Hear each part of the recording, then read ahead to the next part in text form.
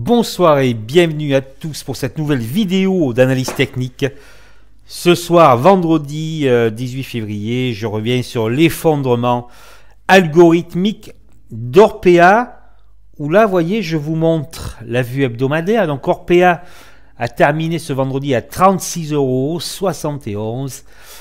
Alors je vous montre rapidement, voilà la vue hebdomadaire. La rupture du canal, du range hebdomadaire par le bas, voilà, en gros, grosso modo, les 80, et là, c'est l'effondrement total et une chute de 60%.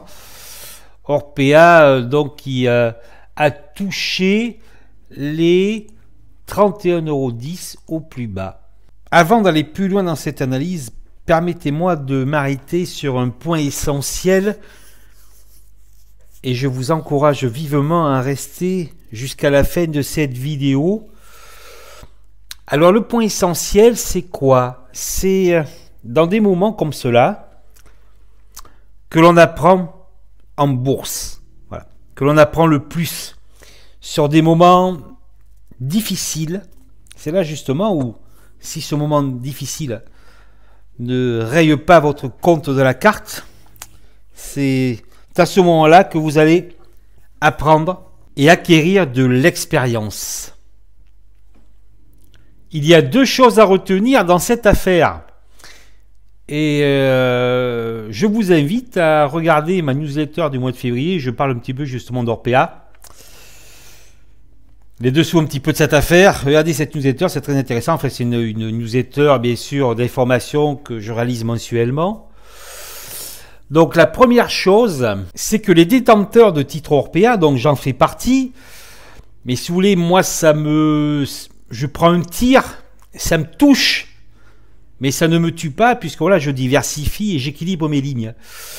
Mais voilà, cette première chose qui est très importante, ce sont les détenteurs de titres Orpea qui l'ont acheté voilà, à 85 ou 100 ou 110.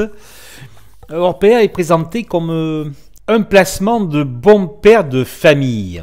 Comme par exemple Air Liquide ou Essilor, voilà, il y a plusieurs valeurs comme ça, c'est des placements de bons pères de famille. Cela veut dire quoi? Ça veut dire qu'en fait, c'est vrai que bon, regardez le business model d'Orpea, vous placez une partie de votre argent sur Orpea, ben voilà, bon, je veux dire, il y a peu de risques, voire pas de risque du tout. On veut dire, mais non, il n'y a aucun risque, d'accord? Voilà. Donc c'est un placement de bon père de famille, et le placement de bon père de famille, il perd 60% depuis cette histoire. Depuis ce livre, voilà, qui est sorti, voilà, gravement accusatoire, je dirais, voilà. Et donc l'enseignement, le premier enseignement, c'est que vous vivez dans un monde dangereux. Voilà. La bourse est un monde dangereux et investir en bourse est dangereux et risqué. Voilà. C'est-à-dire qu'en fait, un placement qui, a priori, il y a peu de risques, voire on dit pas de risque, voilà, ben là, vous vous retrouvez au mieux à moins 60. Beaucoup de particuliers ne se rendent pas compte de ce caractère risqué des marchés financiers. Et là, voilà. Donc là, vous vous en rendez compte à cette occasion. La deuxième chose, je reviens sur cette citation de Jesse Livermore. La bourse est un univers spéculatif qui n'est pas fait pour les stupides. Bon, c'est vrai que c'est un peu dur ce qu'il dit là, les stupides, qui n'est pas fait pour les stupides. Mais pour quelle raison il dit ça? Il dit ça parce qu'en fait, il est très facile de perdre de l'argent en bourse, en fait. Très facile. Donc, si vous n'êtes pas au courant, si vous n'essayez pas de comprendre comment fonctionne la bourse, vous allez perdre bêtement de l'argent. Voilà. Donc, c'est pour ça qu'il dit les stupides, effectivement. Voilà. C'est-à-dire, si vous êtes borné, vous dites oui, par exemple, l'analyse technique, non, ça ne marche pas, ça ne sert à rien. Vous êtes borné, alors c'est complètement faux. Eh bien, vous allez perdre. Voilà. Donc la bourse est un univers spéculatif qui n'est pas fait pour les stupides. Donc c'est la deuxième chose dont on peut se rendre compte avec cette affaire Orpea. Parce que combien elle vaut Orpea? Elle vaut combien? Elle vaut 60. Allez, combien elle vaut? D'accord? Sans surcote, elle vaut combien Orpea? Elle vaut 60. Le problème c'est que là, elle est à 36,71 €. Donc les chiffres c'est bien, les prévisions c'est bien, d'accord? Mais vous avez un côté technique qui est très présent sur les marchés financiers. la technique et la psychologie. Donc, on voit avec cette affaire, voilà. Parce que voilà, le titre il vaut 60 et on est à 36. Donc, si vous aviez des idées reçues, bon, père de famille, mais non, je risque rien avec Orpea, mais non, de toute façon, l'entreprise elle vaut tant, l'analyse technique, bon, c'est n'importe quoi, ça sert à rien, etc. Mais non, le problème c'est que là, vous vous rendez compte, vous ouvrez les yeux. Vous ouvrez les yeux que voilà, mais non. Vous êtes dans un univers risqué, très spéculatif. Donc, il faut être très prudent dans vos choix d'investissement, diversifier, être équilibré dans vos prises de position. D'accord? C'est-à-dire que si vous avez 50 000, vous mettez, moi je sais pas moi, 3 000 par ligne, par exemple. Hein. C'est un exemple, grosso modo. Hein, d'accord? Être équilibré et avoir bien sûr une partie en cash parce que là, nous vivons actuellement une situation assez particulière, assez compliquée. Les marchés ont beaucoup monté. Donc là, disons que voilà, on part sur une correction lente, je dirais, d'accord? Ça c'est le pire, ça. Voilà, c'est... Ça descend plus ou moins lentement, ça remonte un tout petit peu et ça descend toujours plus. Hein, voilà.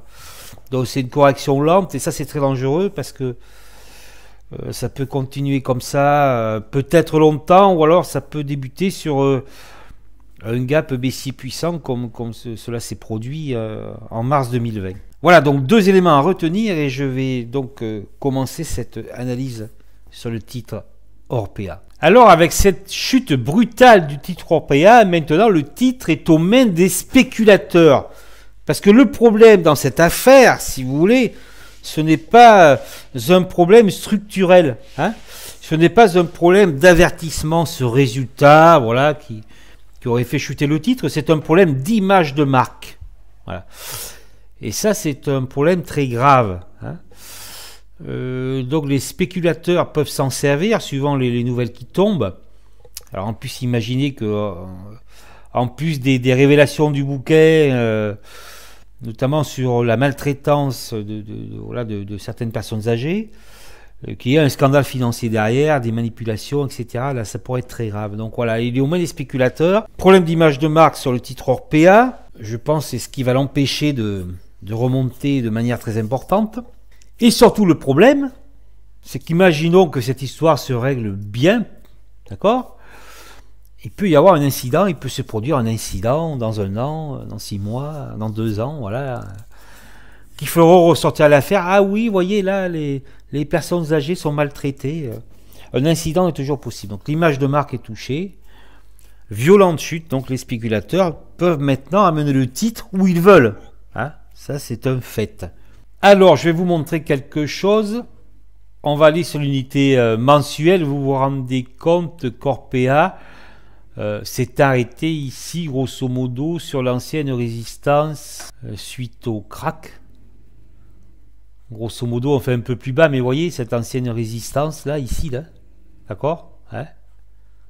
On l'enfonce un petit peu. Et ce qui est important sur Orpea, c'est qu'on a touché le CUMO trimestriel. Voilà. C'est ça surtout qu'il faut retenir. Orpea va chercher, retrace toute sa parabolique, parce que ça, quelque part là, d'octobre 2013, 37, jusqu'à 120, en 2018, après range, c'est une parabolique. Vous voyez ce que je veux dire là?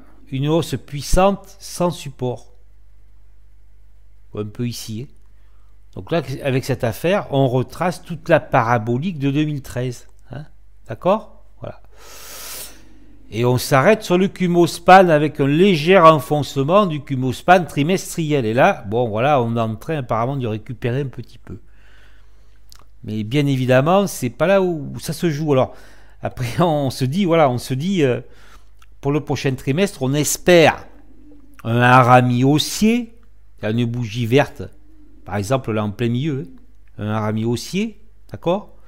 Mais, comme je vous l'ai dit, c'est un point d'image de marque et apparemment l'enquête, là, l'enquête, alors le reportage d'Élise Lucet, ça serait apparemment début mars, là, et après l'enquête qui a été diligentée par le management d'Orpea, les résultats auront lieu vers mi-mars, je crois, c'est là où il y aura les prochains résultats d'Orpea, donc. L'image de marque peut faire que y ait une rupture. Hein, d'accord? Là, vous voyez, il était haussier le CUMO-SPAN. Hein, mais s'il y a des problèmes, eh bien, il peut y avoir une rupture de ce Kumo span. Ce n'est pas impossible. C'est pour ça que voilà, c'est un dossier en fait qui est très dangereux de par ce problème d'image de marque. Donc on s'est arrêté là. Mais maintenant, bien évidemment, le spectacle n'a pas lieu en trimestriel. C'est juste pour vous montrer que voilà, le spectacle il se joue déjà en jour. Voilà. Donc là, vous avez votre plus bas ici. Votre moyenne 20 qui s'effondre. D'accord. Ok. Et là, surtout, vous remarquez que vous avez un plus haut ici, hein, à 45,72 €. Et bien évidemment, les 45,72 € constituent une résistance importante. Alors que là, c'est du jour. C'est-à-dire qu'en fait, on peut revenir grosso modo vers ces niveaux-là. Hein. Mais voilà, le risque est que justement, si on revient grosso modo vers ces niveaux-là, hein, le risque est que ça replonge après. Ce que je veux dire par là, donc moi j'ai des titres, j'ai encore des titres. Ce que je veux dire par là, c'est que il faut profiter du rebond pour sortir. Alors après, c'est soit vous sortez définitivement, soit vous sortez en partie. Voilà. Parce que là, la probabilité actuellement que ça retrace sur ces niveaux est très importante. D'accord ? Alors après, on peut aller alors, regarder le Kumo descendant ici, échéance mars. Alors on pourrait aller peut-être chercher, ce n'est pas impossible, hein, les 55. D'accord ? Ce n'est pas impossible. Là, nous avons déjà cette zone-là. La probabilité de vente est très forte et après vous avez les 55. Mais là, effectivement, là, ça sera un bon moyen de sortir. Après, à quel degré, c'est à vous de voir, parce que la probabilité de retracement sera très importante. Voilà. Par rapport à cette image de marque. Vous voyez, c'est une histoire de prétexte. C'est là qu'on met avec la crise ukrainienne, on fait chuter les marchés. Vous voyez, c'est le prétexte. Là, le prétexte, il est bon. C'est l'image de marque. Donc voilà, on rejoint les anciens plus hauts et après, on vend. Voilà. Et après, on peut avoir, s'il y a une mauvaise nouvelle, un autre gap baissier qui enfoncerait les 31,10. Donc là, la seule chose qui est importante, c'est justement de pouvoir encore bazarder quelques titres sur rebond. Mais bien sûr, l'intérêt n'est pas dans l'unité jour. Là, je vous le montre, c'est assez important, mais l'intérêt, bien sûr, les spéculateurs, ils sont sur l'intraday. Le 4 heures fait face à un énorme Kumo descendant. Donc ça, je veux dire honnêtement, c'est pas très bon. Ça, c'est voilà, c'est-à-dire que si on y va, vous voyez là, ce gros Kumo H4, je vous montre l'H4, mais c'est pas l'unité importante en fait. Si on y va, on retracera. Oui, c'est énorme ce truc-là, hein, d'accord. Voilà, donc c'est pour vous montrer que les résistances là, eh ben, vont être vendues. Hein. L'horaire, voilà, c'est ce qui nous intéresse. L'horaire. L'horaire. Vous voyez que là, on s'est sorti du Kumo descendant baissier et là, on a un Kumo haussier. Et vous voyez que l'action a clôturé à proximité des 1600. D'accord, voilà. Donc là, ce qui est important pour Orpea, c'est de ne pas enfoncer ce Kumo haussier. Hein, c'est très important. Voilà. Dans les séances qui viennent, il ne faut pas enfoncer ces zones-là. Vous voyez, déjà les 35. Voilà, on n'est pas très loin. Surtout cette zone-là, vers les 35-50. Là, ce que je veux dire, c'est que c'est haussier. Enfin, c'est haussier. Voilà. On dirait qu'elle a envie de remonter. Et donc, vous avez votre objectif ici. Bon, le gros objectif des 45. Mais vous avez un objectif ici, des anciens plus hauts, ici, vers les 41,66. Voilà. C'est-à-dire que là, déjà, à ce niveau-là, eh ben, il faudra sortir un peu. Enfin, après, c'est mon avis. Hein, ce n'est pas un conseil. Je vous explique. D'accord, hein? Moi, je le vois comme ça. Après, vous le voyez comme vous voulez. Hein. Mais bon. Alors voilà. Là, on est haussier. Il ne faut pas rompre les 35,50. Vous voyez que le 15, on a rompu le Kumo. D'accord? On a rompu le Kumo. Mais bon, ce n'est pas très grave puisque vous êtes au-dessus d'un cumul haussier horaire. Voilà. D'accord? Donc là, nous avons une extension baissière du cumul. D'accord? Du nuage. On pouvait le tracer en horaire, mais on peut le faire là. En gros, vous êtes voilà, sur le bas d'un canal. Hein. Vous êtes sur un canal. Hein? Donc on le voit bien. Hein. D'accord? Vous êtes sur un canal. Sur le bas d'un canal ici. Hein? Voilà. Extension, oui, ici une petite extension, on remonte, etc. Donc l'importance pour Orpea, c'est l'horaire. D'accord? Avec la préservation du cumul span. Donc ça, c'est quand même, je dirais, très important. Sinon, eh bien, voilà, vous regardez vos anciens points bas, hein, les 34, les 32,60, voilà, vous avez vos anciens points bas ici. Voilà pour Orpea. C'est vrai que c'est particulièrement difficile, hein, ça aurait pu, je vous l'avais dit, sur Worldline, c'est qui la prochaine, et bien là c'est Orpea. Voilà. Placement de bon père de famille, et bien Orpea, je pense, hein, sauf s'il y a vraiment d'autres mauvaises nouvelles, et ce sera un prétexte que les initiés utiliseront, je pense qu'elle peut rebondir jusqu'au 41, voire 45, voire 55. Mais voilà, après, en fonction de votre exposition sur la valeur, je pense que, ça c'est mon avis, il faudra continuer à sortir, alors sortir totalement ou sortir partiellement, voilà. Enfin, moi c'est mon avis, c'est ce que je vais faire. Voilà, c'est ce que je vais faire. Je pense pas sortir totalement, mais j'en ressortirai, j'en ai pas assez sorti. J'en ressortirai sur rebond. Après voilà, vous êtes libre, hein. Après, effectivement, si vous n'étiez pas positionné, que vous avez acheté la valeur vers 32, 33, libre à vous de la garder. Mais par rapport à cette image de marque qui est entachée sur la valeur, et bien justement, ça va poser problème pour la suite. Vous voyez ce que je veux dire? C'est vraiment là, c'est vraiment le moyen de couler la valeur. D'accord? Voilà, c'est le prêt. Là, voilà, on vous dira, ah ben oui, voilà, ben il y a un scandale, il y a de la maltraitance, ouais, ça fait 6 mois, ça fait 1 an, il y a de la maltraitance. Donc voilà, ben votre action elle va chuter, bien qu'elle vaille 60 au niveau comptable. Voilà.